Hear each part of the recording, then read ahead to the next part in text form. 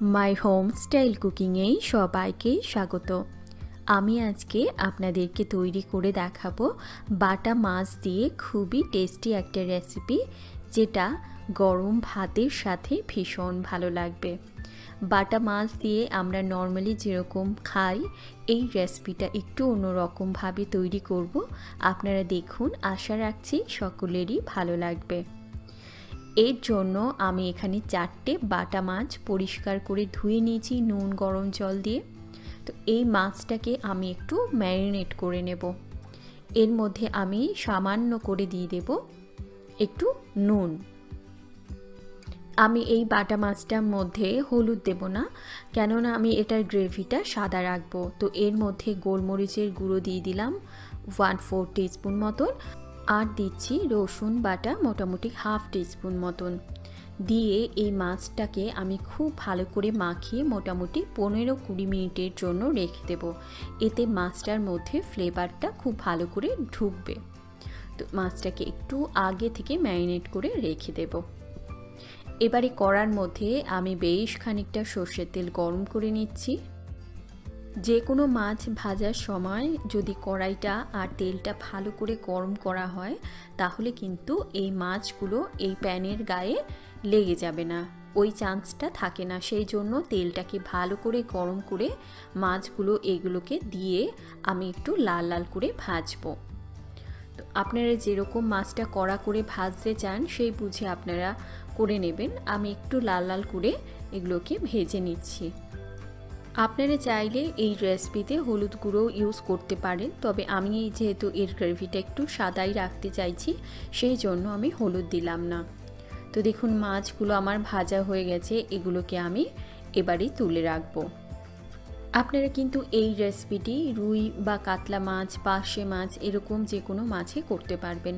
এখানে আমি বড় সাইজের একটা পেঁয়াজ মিহি করে কুচি করে রেখেছি, আর 2-4টে কাঁচা লঙ্কা রেখেছি। একটা মিক্সির মধ্যে আমি কাঁচা লঙ্কা দিয়ে দিলাম 3টে, আর সামান্য একটুখানি পেঁয়াজ কুচি দিয়ে দিলাম। একটু জল দিয়ে একদম স্মুথ পেস্ট করব। পেঁয়াজটা কিন্তু পুরোটাই আমি বেটে নিচ্ছি না, আর ঝালটা আপনাদের টেস্ট অনুযায়ী ওটা কম বেশি করতে পারেন। তো এই পেঁয়াজগুলোকে আমি মিহি করে বেটে রাখবো। এখানে আমি 1/3 কাপ টক দই খুব ভালো করে ফেটিয়ে রেখেছি, যাতে এর মধ্যে একটুও লাম্প না থাকে। লাম্প থাকলে কিন্তু গ্রেভিটা স্মুথ আসবে না। তো এবারে কড়ার মধ্যে বেশ খানিকটা সর্ষের তেল গরম করে নিচ্ছি। আমি পুরো রান্নাটাই সর্ষের তেলে করছি। তেলটা ভালো করে গরম করে এ থেকে কিছুটা পেঁয়াজ আমি প্রথমে দিয়ে দেব, দিয়ে একদম মুচমুচে লাল লাল করে ভেজে আমি তুলে রাখবো। তো ওই পেঁয়াজটার থেকে আমি হাফ পরিমাণ পেঁয়াজ এখানে ভেজে নিচ্ছি। ভেজে আমি এগুলোকে তুলে রাখবো। এই পেঁয়াজটা আমি একদমই বাদে ইউজ করব শেষে। তো এগুলোকে আমি তুলে নিলাম। এবারে এই তেলের মধ্যে আমি একটা শুকনো লঙ্কা, গোটা গরম মশলা ফোড়ন দিয়ে দিচ্ছি। এর মধ্যে দারচিনি, ছোটো এলাচ আর লবঙ্গ রয়েছে। একটা তেজপাতা দিয়ে দিচ্ছি ফোড়ন। এবারে এর মধ্যে আমি পেঁয়াজ কুচিটা দিয়ে দিচ্ছি, দিয়ে এগুলোকে খুব ভালো করে আমি ভেজে নেব, যাতে এই পেঁয়াজটা সুন্দর সফট হয়ে যায়। তারপর এর মধ্যে আমি 1/2 টিস্পুন আদা বাটা দিয়ে দিচ্ছি, আর দিয়ে দেবো 1/2 টিস্পুন মতন রসুন বাটা। একই সাথে আমি সেই পেঁয়াজ আর কাঁচা লঙ্কার পেস্টটাকেও দিয়ে সমস্ত কিছুকে আমি খুব ভালো করে কষিয়ে নেব। তো এর মধ্যে আমি পরিমাণ মতন চিনি দেব। একটু করে চিনি দেবেন, কেননা টক দইয়ের যে কোনো রান্নায় কিন্তু একটু যদি চিনি না দেওয়া হয় তাহলে টেস্টটা ব্যালেন্স হয় না।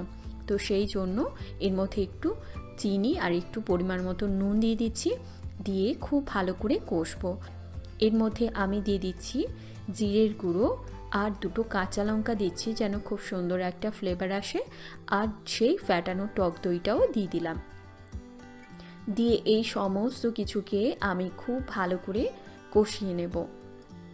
এই মশলাটাকে আমি ভালো করে কষবো। যখন তেল ছেড়ে দেবে, তারপর আমি এর মধ্যে একটু জল দিয়ে দিচ্ছি। তো এই গ্রেভিটা আপনারা কীরকম ঘন রাখতে চান সেই বুঝে আপনারা গ্রেভিটা রাখবেন। এর মধ্যে আমি মাছগুলোকে দিয়ে দিচ্ছি, তারপর এর মধ্যে আমি আরও একটুখানি জল অ্যাড করব, যাতে করে মাছটা সেদ্ধ হওয়ার পর একটু গ্রেভি থেকে যায়।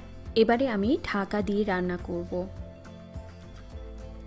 দেখুন মাছটা একদম সুন্দরভাবে তৈরি, আর এর থেকে খুবই সুন্দর একটা গন্ধ বেরিয়ে আসছে।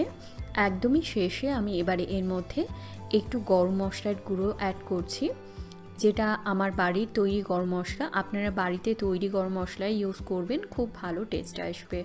আর একদমই শেষে আমি সেই ভাজা পেঁয়াজটা উপর দিয়ে সুন্দর করে ছড়িয়ে দেব। তারপর এটাকে নামিয়ে একদম গরম গরম ভাতের সাথে সার্ভ করব।